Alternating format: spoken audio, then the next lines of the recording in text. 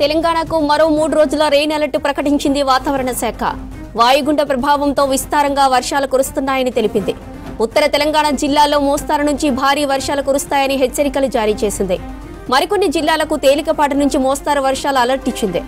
సంగారెడ్డి, మెదక్, కామారెడ్డి, ఆదిలాబాద్, ఆసిఫాబాద్, నిర్మల్ జిల్లాల్లో భారీ వర్షాలుంటాయని వాతావరణ శాఖ ప్రకటించింది. తెలంగాణకు మరో 3 రోజుల రెయిన్ అలర్ట్ ప్రకటించింది వాతావరణ శాఖ. వాయుగుండ ప్రభావంతో విస్తారంగా వర్షాలు కురుస్తున్నాయని తెలిపింది. ఉత్తర తెలంగాణ జిల్లాల్లో మోస్తారు నుంచి భారీ వర్షాలు కురుస్తాయని హెచ్చరికలు జారీ చేసింది. ఇక మరికొన్ని జిల్లాలకు తేలికపాటి నుంచి మోస్తారు వర్షాల అలర్ట్ ఇచ్చింది.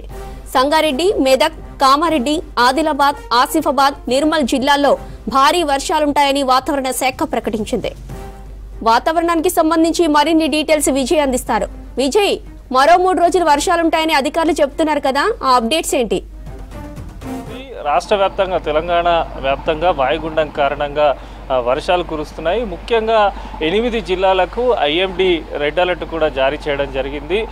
ఉమ్మడి కరీంనగర్ జిల్లా కానీ ఉమ్మడి ఆదిలాబాద్ జిల్లాలకు సంబంధించి వాతావరణ శాఖ కూడా అలర్ట్ ఇవ్వడం జరిగింది.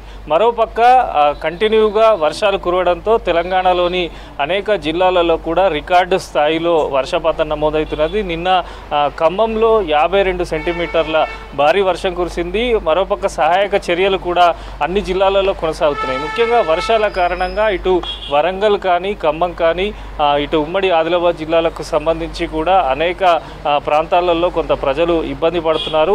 భారీ వర్షం కారణంగా అంటే తెలంగాణ వ్యాప్తంగా కురుస్తున్నటువంటి వర్షాల కారణంగా ఇటు అన్ని గోదావరికి సంబంధించి ఏదైతే డ్యామ్స్ ఉన్నాయో ప్రాజెక్టులకు సంబంధించి ఇటు శ్రీరామ్ సాగర్ కానీ కడెం ప్రాజెక్టు కానీ శ్రీపాద ఎల్లంపల్లి ప్రాజెక్టు కానీ వరద నీరు అనేది భారీగా చేరుతుంది. ఇందాకనే మధ్యాహ్నం శ్రీరామ్ సాగర్కు అవుట్ఫ్లోకి సంబంధించి 1,00,000 క్యూసెక్కుల నీటిని కూడా దిగువ ఉన్నటువంటి గోదావరికి విడుదల చేశారు. దీంతోపాటు కడెం ప్రాజెక్టుకు కూడా వరద పోటెత్తున్నది. ఇటు కడెం గేట్లను కూడా విడుదల చేయడం జరిగింది. దిగువ ప్రాంతాలకు సంబంధించి కూడా అధికారులు ఎప్పటికప్పుడు కూడా అలర్ట్ చేస్తున్నారు. ప్రజెంట్ వాతావరణ శాఖ వచ్చే 3 రోజుల పాటు పలు జిల్లాలకు భారీ వర్షాలు కురుస్తాయని చెప్పి పలు అలర్ట్స్ కూడా జారీ చేయడం జరిగింది. ఒకసారి వాతావరణ శాఖ ఇచ్చిన అలర్ట్ ప్రకారం 8 జిల్లాలలో వచ్చే 3 రోజులు అంటే సెప్టెంబర్ 5వ తేదీ వరకు పలు జిల్లాలకు సంబంధించి కొన్ని చోట్ల భారీ వర్షాలు కురవ మరికొన్ని చోట్ల మోస్తారు వర్షాలు కురుస్తాయని చెప్పి కూడా వాతావరణ శాఖ అలర్ట్ ఇచ్చింది.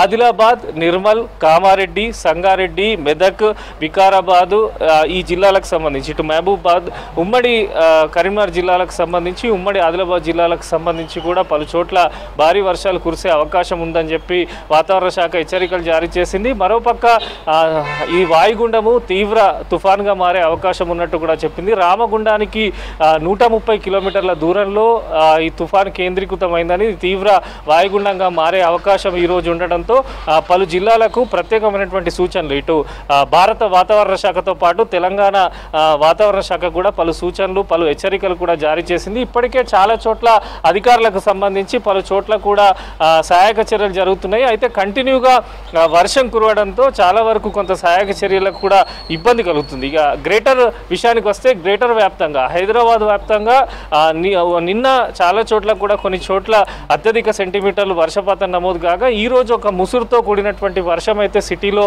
అనేక ప్రాంతాల్లో కురుస్తుంది. అయితే గ్రేటర్ వ్యాప్తంగా కూడా ఈ తుఫాన్ ఎఫెక్ట్ ఉండనున్నట్టు కూడా వాతావరణ శాఖ అధికారులు చెప్పారు. ముఖ్యంగా హైదరాబాద్ నగరంకు వచ్చే 2 రోజులు ఇట్లానే ముసురుతో కూడినటువంటి వర్షం కురిసే అవకాశం ఉన్నట్టు కూడా వాతావరణ శాఖ అధికారులు హెచ్చరికలు జారీ చేశారు. ముఖ్యంగా 8 జిల్లాలు అంటే గోదావరి పరిహారక ప్రాంతాలు ఏవైతే ఉన్నాయో అక్కడికి సంబంధించి కూడా అధికారులు అన్ని జాగ్రత్తలు తీసుకుంటున్నారు. జిల్లా కలెక్టర్లకు సంబంధించి ఎప్పటికప్పుడు కూడా రాష్ట్ర ప్రభుత్వానికి నివేదిక ఇస్తున్నారు. అన్ని కలెక్టరేట్లో కంట్రోల్ను ఏర్పాటు చేయడం జరిగింది. మరోపక్క ఇటు ఖమ్మానికి సంబంధించి చాలా వరకు కూడా కురిసినటువంటి భారీ వర్షాలకు ప్రజలు తీవ్ర ఇబ్బందులు పడుతున్నారు.